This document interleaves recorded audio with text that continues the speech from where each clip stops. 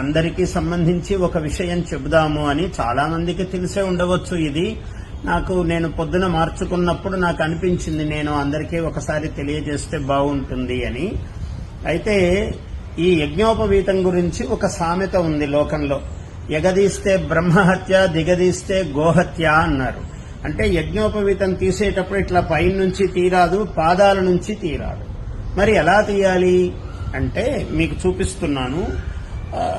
ఉపవీతం చిన్నతంతుం జీర్ణం కష్మెల దూషితం విసృజామి పునర్బ్రహ్మన్ వర్చో దీర్ఘాయురస్తుమే అని మంత్రం చెప్పిన తర్వాత ఇగో ఇలా పట్టుకోవాలి. ఈ 3 వేళ్లతో దూరంగా ముందు దండలాగా వేసుకుని తీయవలసిన పాత యజ్ఞోపవీతం ఇలా వేసుకుని ఒకసారి ఇలా 1, మళ్ళీ 2, ఇలా 3వసారి ఇలా అన్న తర్వాత ఇప్పుడు దీన్ని ఇలా వేసుకుంటే ఇది ఇలా వస్తుంది సులభంగా. చూడండి, అంటే ఇది పైనుంచి తీసినట్టు కాదు, కింద నుంచి తీసినట్టు కాదు, ఎటువంటి దోషము ఉండదు. యువకులకు, ఆసక్తి కలిగినటువంటి వాళ్ళందరి కోసము ఇది తెలియజేస్తున్నాను. జయోస్తు. ఆశీర్వచనం.